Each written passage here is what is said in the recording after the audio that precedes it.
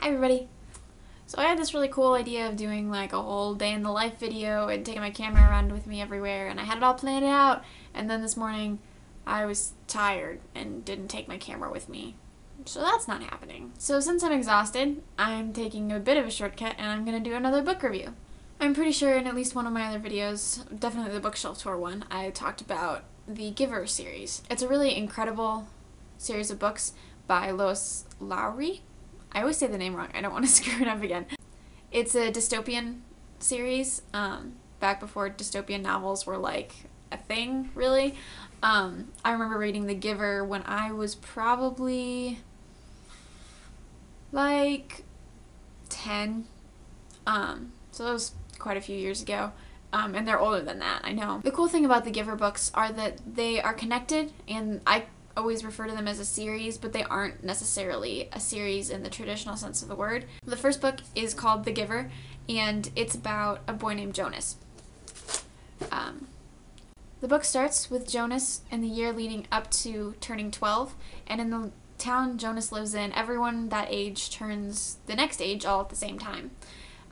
They celebrate a big like festival where everyone moves up a year, and you get a symbol of growing up. When you're 12, you start what is basically an internship. You start training for the job you'll have for the rest of your life. And this is a really big deal, obviously. So Jonas is really nervous, and he's waiting to figure out what he's going to get, and they don't call his name at the ceremony. And he's very scared, he almost throws up, he gets really nervous during the ceremony. They call him up and they tell him that he's going to be the new receiver. He doesn't know what that means. No one knows who the receiver is, really. But he starts his training, and he goes and spends time with the receiver. Jonas learns from the receiver that people have given up a lot of things in the course of time. They no longer see colors. They don't know what love is. They've decided to give up those things in order to live a peaceful, safe life. And the receiver holds all of those memories.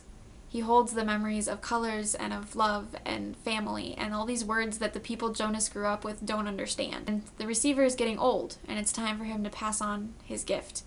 He starts showing Jonas the colors and explaining to him these feelings that he doesn't understand. In the end, the receiver tells Jonas he has to make a decision that's going to affect his whole town and people outside of it. The next book is called Gathering Blue. This one was actually my favorite. It might still be. I have a hard time deciding. The story starts with Kira mourning for her mother in this field where they put bodies after people have died. The place where Kira lives is the opposite of the place that Jonas lives. It's dirty, it's primitive, it's almost tribal. Kira's handicapped. She only has one working leg, the other one is bent and disfigured, and she can't use it to bear any weight, and in that way, her village views her as worthless, except for this little bit of weaving that she can do. Kira has a gift.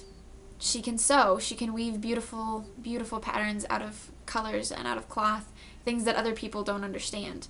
After her mother's death, a woman in the village wants to take Kira's home from her, their little hut where they lived. So Kira and this woman are taken to the council building, and Kira has to defend herself and explain why she should get to live and why she should get to stay in her home. In the end, the council decides that Kira does get to live, but she doesn't get to stay where she grew up. She's taken into the council building and given a room and given the responsibility of repairing the singer's robe. Every year in Kira's village, there is a ceremony, a little bit like the one in Jonas's village. A singer, with a beautiful robe and a beautiful staff, sings the song of history. He tells everything that's happened since the beginning of the time that people don't understand.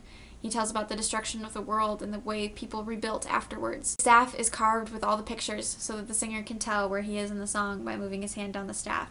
And the robe that he wears tells all the stories too, with pictures woven out of colors. It's Kira's responsibility to repair this robe and then to start weaving new patterns, weaving new stories. The problem is, no one knows how to make blue anymore. They can't make skies or oceans or different flowers because there's no blue. No one knows how to make it. That's sort of the story of Kira's journey. She tries to find blue, tries to find a way to make it and a way to restore this broken piece of her people's history.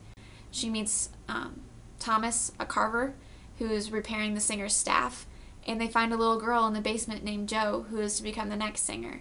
They start to unravel this whole history behind the council and behind this ceremony that their people have, and the gifts that these young people have, Thomas and Jo and Kira, and they begin to unravel the darkness behind their history. As I mentioned, in Gathering Blue, Kira loses her mother, but long before that, before Kira can even remember, her father has been missing. Everyone says that he's dead, but Kira doesn't quite believe it. At the end of the story, Kira's father comes back, and he's blinded, and he's handicapped, and he's been scarred and disfigured. Her father begs her to come with him, to go to this village where people can be handicapped. Kira says no. She says she has to stay in her village and try to help things change. But she sends her little friend Matt and his little dog with her father, and they go to this village. And that's where Messenger starts, with Matt and the man they call the Seer. Matt now lives with the Seer in this little village founded by a man on a little red sled that you sort of piece together as being Jonas from the first story. And this is where things start to come together. Messenger is a more dark story. Not that the other two weren't, but Matt, of course, also has a gift. Matt can understand the forest. The forest that edges their village only lets certain people through. It gives you warnings if you're stung by a branch or bitten by some animal. The forest is telling you you can't come back in or it will kill you. And they talk about how Matt is the only one who's been able to go in and out of the forest freely his entire life. The story of Messenger is the connecting of the pieces, some of them, from the previous two books, and bringing characters together for the climax. The final book is called Sun. Sun finally brings all of the threads of the story back together, while creating a few new ones. It begins in the same village that the Giver did, Jonas's little colorless village, and a woman who was a birth mother. People in that village don't have their own children. They have women specifically chosen at their ceremony of the 12 to bear children. They bear 3 children and then they're done. They go work in a fish hatchery or in the mines or wherever else they're needed for work. And that's where the story starts, is with a young woman who was a birth mother, whose child should have died but didn't. And you learn that it's the same child that Jonas takes with him at the end of the story in The Giver. And it's the story of this young woman, Claire, trying to find her son again. And she loses her memories, she gets tossed off a boat, she falls in love, she climbs a mountain to find her son. She has to pay a lot of heavy prices to find him, but in the end, you end up in the village, the handicapped village, and Jonas is there, and Kira is there, and the Seer, and Claire, and her son. The stories are intricate, they're dark, they're beautiful. These stories take a look at humanity in a different light, and what we could become in the consequences of some of our actions, the two extremes, the place where we go back to our primitive selves, and the place where we've moved so far past it that we don't recognize the things that defined us before. They're stories that draw you in, that suck you in, and don't let you escape. And I love that. They're some of my favorite stories, and I think everyone should read them.